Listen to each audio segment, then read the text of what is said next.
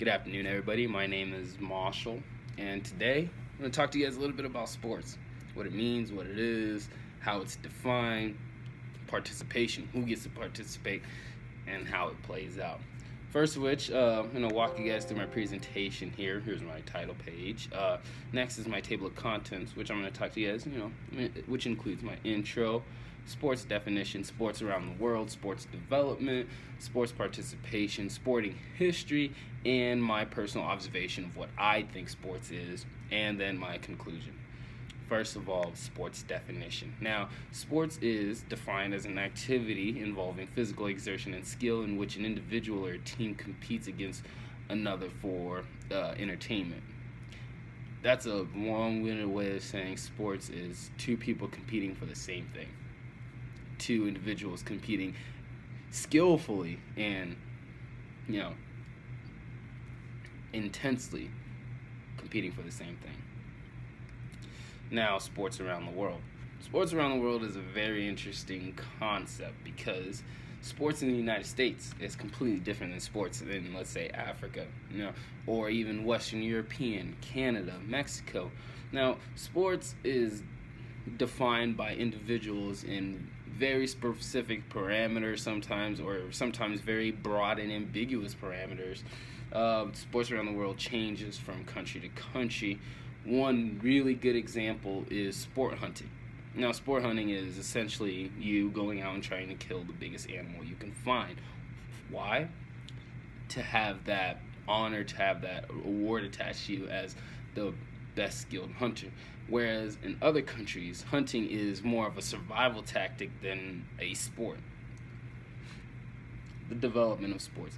Now, the very first sporting history, or this first sporting event in history is the Olympic Games. Now, of course, obviously there was sports before that because sports is defined as a competition between two people in a skilled activity. Now, sports have been around for, I would like to say, as long as human beings have been around, but sports competition is a very relatively new concept for the time that human beings or Homo sapiens have been around this earth. Now, at first, sports started in major city-states as a means for the leader to essentially distract the public from things going wrong within the country or within the city-state or within the state. Now, the best example of this is the Roman Empire. Now, when the Roman Empire wasn't doing so hot, they used gladiators, or essentially gladiators, to participate in sports that distract the general public from some of the things that are going on, like food shortages, famine, war, and whatnot. Now, I feel as though that idea of sports as a distraction by governing bodies it's changed. It's not eradicated. It's still around, but I feel as though it's now shifted into more of a distraction from everyday stresses.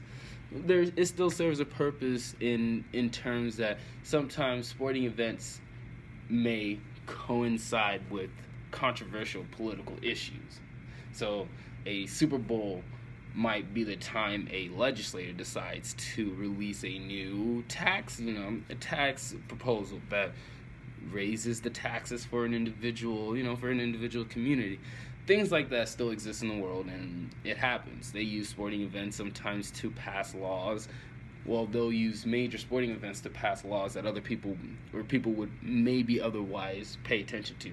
Granted, in the United States, people aren't paying attention to politics anyway, so, or at least they are, but not. They're paying to it in a very shallow and not intensely analytical way. They go about as far as, here's my candidate, did they win or did they lose, and they don't really look into the details of which. That's besides the point. I digress. Now, sports participation. Sports participation is an interesting topic, and it's a topic that's going to be debated for as long as we're around. Who gets to participate, how they get to participate, why they get to participate changes all the time. For example, sports, in the world of sports, women are a sizable minority in terms of who is participating. Women make up women make up a little bit over 50% of the population, but they obviously represent less than 50% of sports participation. There's a lot of reasons as to why this is. Sports is considered a very physical activity, and some people feel as though women can't compete in that environment. It's simply not true. It's just women are almost bullied and almost pressured to not be interested in sports at a young age because it's deemed a sports that only women who are tomboys will play. And after that tomboy phase wears out, then they start getting odd labels like, oh, she's probably a lesbian, or the reason why she's participating in sports is because she feels like she needs to be this masculine individual. And at some point, women are supposed to be seen as the docile sex of the two. Then you get into race, sex, ability, and especially monetary constraints. So in some places, you can't participate in sports. For example, let's say you're in an urban area playing basketball. If they see that you're someone who is not, black or not this or that, they might see you as someone who probably doesn't belong in that sport. Whereas if you are a black guy in a suburban area, you find yourself wanting to play a sport like, let's say, lacrosse, then people might start saying, oh, is he right to play lacrosse? Does he have the intellectual capacity to play such a technical sport? So there's these categories that people are placed into based on sex, race, religion, and whatnot that sort of push them to play a certain sport over another because of stereotypes. Stereotypes exist and they'll always exist. Sporting history. Now, as I said before, the Olympics Games was the first recorded sports activity or sports sports competition.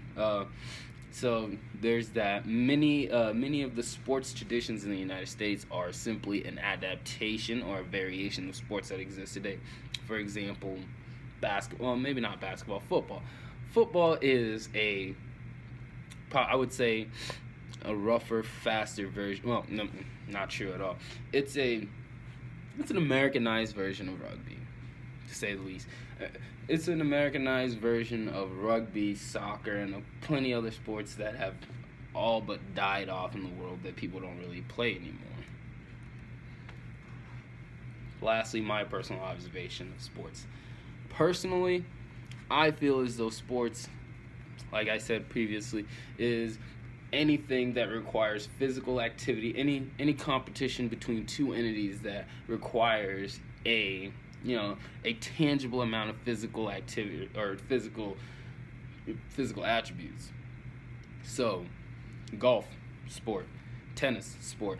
Now, when it comes to cheerleading and teams that are made to support others, I would say that cheerleading in certain parameters and certain situations is a sport, and in others it's not.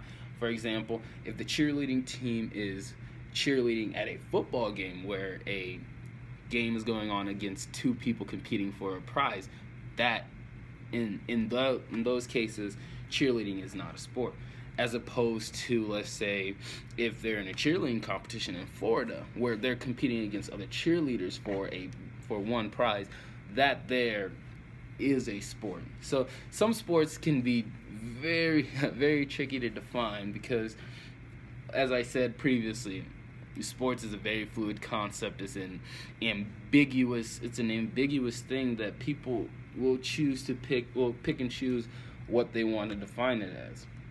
So, my conclusion in what is sports, like I said before, sports is a physical activity amongst two people competing for the same prize. Now, whether that be two males, two females, a male and a female, someone who's transgender, none of that matters when it comes to sport, because at the end of the day, sports is lining up to talking trash about someone, you know, in the middle of it, almost a demi-violent thing that we all conform to, because it gives us a sense of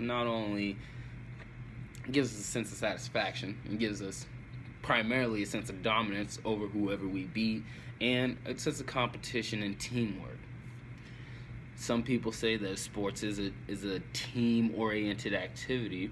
I would disagree. A game of table tennis is just as much of a sport as football, and there's no teams involved. Now you have other sports like track and field, where it is essentially an individual sports all combined into one big sport. So you get team points in terms of team aspect of it. Team points count for and against the team, but individuals get the medal, and sometimes you can win it as an individual and lose as a team. For example, my senior year of high school, me and a pal of mine, Colin Appel, would come home with 2 to 3 medals a meet, and we would consistently lose. Now, doesn't mean the team was bad. It just means the competition was not as difficult at our position. But even though we were winning personally, we still felt that, we didn't win as a team. So there is that concept of team being important in sports, but essentially sports is what it is, and it's very difficult to define. You can't define sports into a 10-minute presentation. You can try and define what sports means to you, and that's what sports means to me, so I hope you guys enjoy it.